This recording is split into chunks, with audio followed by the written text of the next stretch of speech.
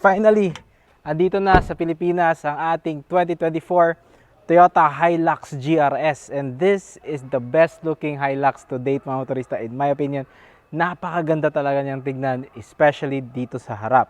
Now, for the GR-S for 2024, again, Toyota ditched the previous GR-S design, more lifestyle, and gone with this big masculine look. Today, let's talk about all the specs and features that you need to know about this rugged 2024 Toyota Hilux GR-S.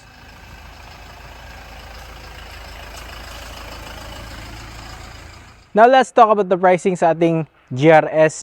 It is priced at 2.166 million mga motorista, or 2,166,000. And again, yung price na yan is lahat ng Toyota branches. One pricing lang sila, which is really good. So 2.166 for this color variant, and kung gusto mo yung emotional red, I think you have to add on around 20,000 for that. No? Everything is basically the same sa kanyang mga sa hood, dito sa side natin, yung panels natin, because it's still a Hilux mga motorista. So Toyota did modify, no, this one. So itong ano na to, fender extension is napakalaki niya, no, and very well integrated naman siya to the bumper. Again, new for this GR-S is the bumper, the lower bumper. Napaka swooping niya, napaka intricate yung design. We also have this parang covering dito sa ating LED fog lights, which looks quite nice also.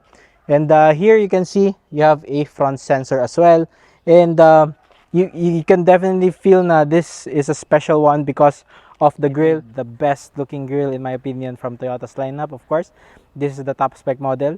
So meron tayong naka-lettering Toyota. I think it's a lot bigger than before, with the in comparison to the previous GR-S. And you can see your front cameras here. You have your radar sensors dito mga motorista, and you also get, of course, your GR badge. And then meron pa din tayong skid plate underneath, and then meron tayong mga recovery hooks, no, dito sa harapan. It's not you cannot see it mga motorista. So yung GR-S na to is a lot taller than the previous GR-S, and I think it gained a couple of millimeters mga motorista. Yeah, bi-beam LED, DRLs, LED turn signal lights, no? So that's the headlight. So let's take a closer look dito sa side ng ating Toyota Hilux GR-S, and definitely it's quite macho, especially on the front end, but also on the side, no, you can definitely see na they put a lot of effort for this model year's GR-S. Ayan, meron tayong mud guards here mga motorista for the front. It's much wider than before. Ayan, so kita nyo, mas wider na yan. And then also yung ating tires and rims. Now it is a 17-inch rim instead of the previous 18s. It's still blacked out and more off-road biased siya na design yung rims, and also yung tires natin is a new Yokohama Geolander all-terrain. It is not the G015, now it's G94. I think this is the latest model na all-terrain ni Yokohama. Yung tread pattern natin is still like 50-50 highway and off-road. And you can see your stabilizer bar there, and then also you can see mga motorista, they've actually changed the suspension. So ayan, kita nyo yung ating springs. So double wishbone suspension pa rin dito sa harap. You have your GR calipers, no? Naka-hidden yung mga disc brake natin because of the design sa ating rims. Ayan, so GR calipers natin, disc brake sa harap. You have mud guards here. Step board stays the same. Hilux is blacked out, nakalagay. Side mirrors, the same as the previous model. And you have your camera here. You have your lighting dito sa ilalim, or yung ating paddle lamps. Now on the side, you have the blacked out na mga door handles, smart entry, and engine push to start button as well. Pinakalikod ng ating GR-S. Here you have your shock absorber. It's outward na. You can see the welding marks mga motorista. No, they welded it on the frame, of course, and then again they welded it on the outside. So again, they really tested this out, no, for more stability on road, and also better articulation off-road din. Lip spring pa din tayo, no? So nothing has changed there. So you can carry still heavy cargo with this one, because again, you have that lip spring type na suspension as well. For this new GR-S is the addition of a disc brake. So this is the only Hilux in the range na meron siyang disc brake. That's quite nice. And then you can also see the GR calipers, no? So hindi mo siya kitang-kita talaga because again of the designs ating rims. So kung medyo low profile ng onte yung ating rims, you can definitely see the ventilated disc dyan. You still have this really big over fenders also mga motorista no, dito sa likuran. And another thing for the GRS is meron siyang sports bar dito. I think this for more of a aesthetic look. Wala siyang cargo lighting. Meron tayong fin type antenna, it's black as well. Kasama na yung ating bed liner if you purchase the GRS. Parehas lang talaga siya sa previous model na Hilux. No? Nothing changed when it comes to the rear part. No? So, very familiar here. So, you have your Hilux name, GR Sport badge, you have blacked out na Toyota name there. And then, you have your reverse camera here. And high mount stoplight is on the tailgate. Naka-tailgate assist pa din siya. And clearly also see na meron siyang lip dito. No? So, this is for the blind spot monitoring sensors. So, kaya bawal siyang apakan. No? So, ingat kayo mga motorista if you're gonna purchase this Hilux na merong blind spot monitor. Kasi andito siya nakalagay. So, 4 na sensors sa ating bumper.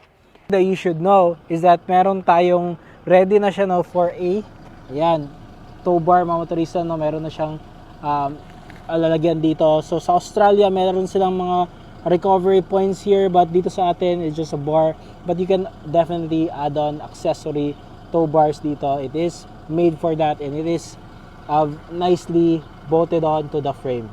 Okay, so let's talk about the engine sa ating Toyota Hilux GR-S. It is the same 1G DFTB 2.8 liter double overhead cam variable nozzle turbo direct injected diesel engine, of course 4-cylinder. So, nothing changed definitely here. It's basically the same engine. So, I think the tuning is a little bit different. Medyo mas aggressive siguro. This engine now makes 224 PS of maximum power and 550 Newton meters of torque, which is paired to a 6-speed automatic transmission. So, the same lang din yung ating transmission than before. So, ngayon mga motorista, let's talk about the interior sa ating Hilux GR-S. And before we open up everything, let's talk about the key. Let's see if it's the same. I think it's the same. So you have this parang large key, magaan lang siya. So meron tayong lock, unlock, and the horn button here. So you have a GR no nakalagay no. So that's something para special for the GR models or GR Sport models from Toyota. The doors are basically the same. Nothing major change here. Automatic up and down sa lahat ng mga windows natin. And then leather pa din yung ating armrest. I think this is quite different na design. So again, but still definitely similar lang siya sa ating previous GR-S. You have 6-way adjustable driver seat. Yan, so slide, recline, and you have your airbag dito. So 7 airbags, see Hilux GR-S. Different na din yung design dito sa top, no. So meron siyang parang, I'm not sure but kind of looking printed. Definitely not a fan of the design. But anyways, you can see here na meron tayong blind spot monitoring na button here. You can turn it off or turn it on. You have your 360-degree view camera. So if you want to change the view, you press this one. And then you have your parking sensors on and off. You have latches for your hood and your fuel tank. And then, you have sport pedals for the GR-S. No, pasensya na kung medyo madumi. Kakarating lang talaga nito from shipping. No? So again, lilinisan naman nila to pag ipapurchase mo na. So, pasok tayo sa loob. Let's take a look at what changes can we see here. So, definitely not a lot of changes mga motorista when it comes to the interior design. But of course, you have that specialty GR-S mga motorista. No? Ayan, kita mo, you have red strip here. Meron tayong dotted no, na part sa ating steering wheel. And then also, you have this GR-S na naming here. Meron siyang automatic on-off headlights. Ayan. Meron din siyang paddle shifters for the GR-S. You have your knee airbag also. You have cruise control. And it is also adaptive. You can adjust your adaptive cruise mga motorista here. You have your volume control knobs. You have your navigation buttons dun sa ating 4.2-inch display. So, meron siyang 4x4 na mga system. So, it has limited slip differential. Rear locking differential. Meron ka ding hill descent or downhill assist control. Design wise, nothing to get excited about. Parehas lang to. Again, we have this parang new design dito sa ating dash now. Not a fan of it, no. It kind of looks printed.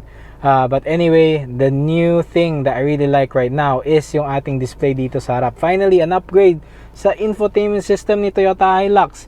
So this is what I'm waiting for. Look at that. It's HD quality na mga motorista yung ating Hilux now. Definitely looks aftermarket yung kanyang design. You even have this parang sasakyan dito.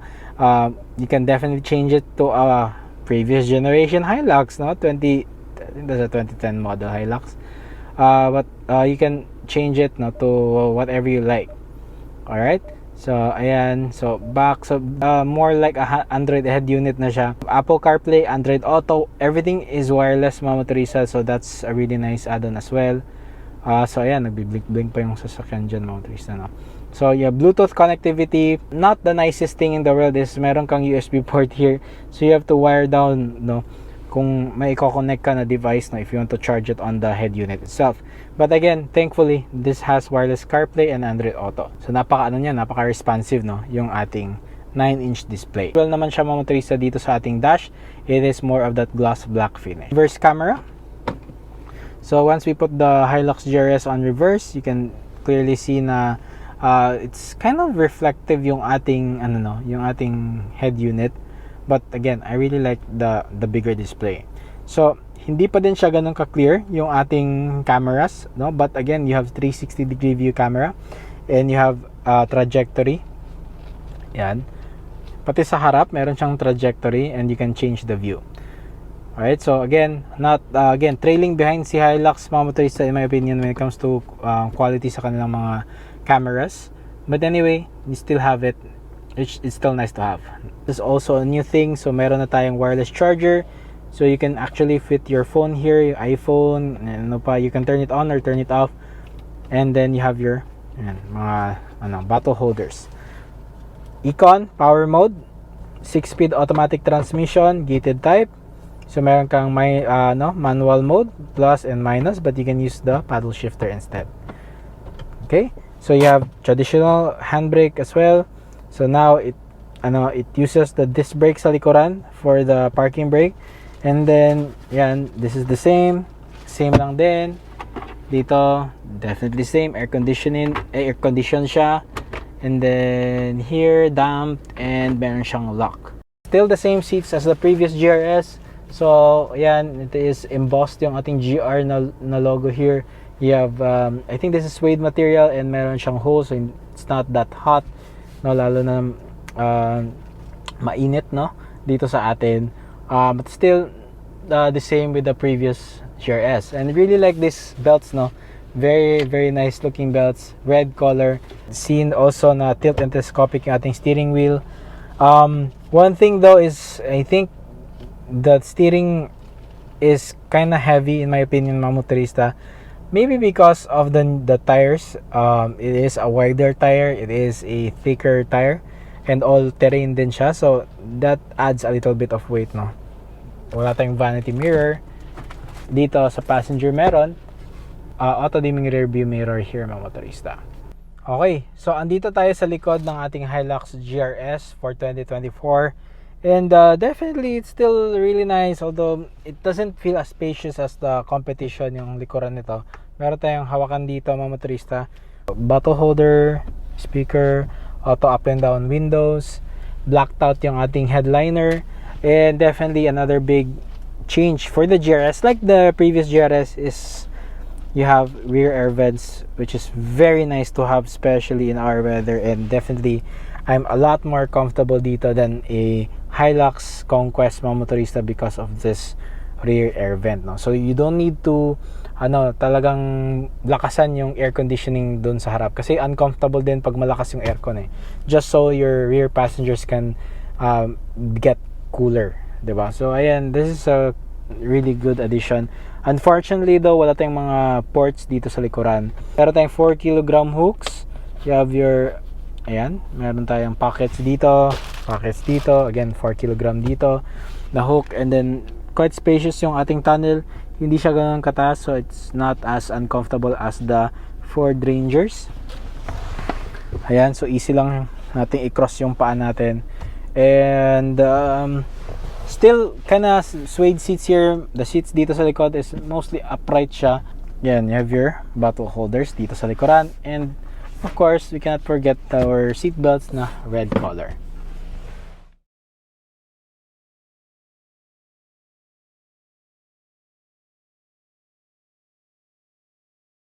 So ayan na mga motorista yung ating Toyota Hilux for 2024 na GRS, and definitely the one to get if you're looking for a ready off-road na machine, no, from this brand.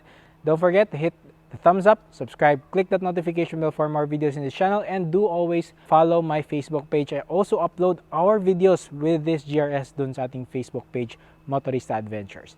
Maraming salamat, and I'll see you on the next episode.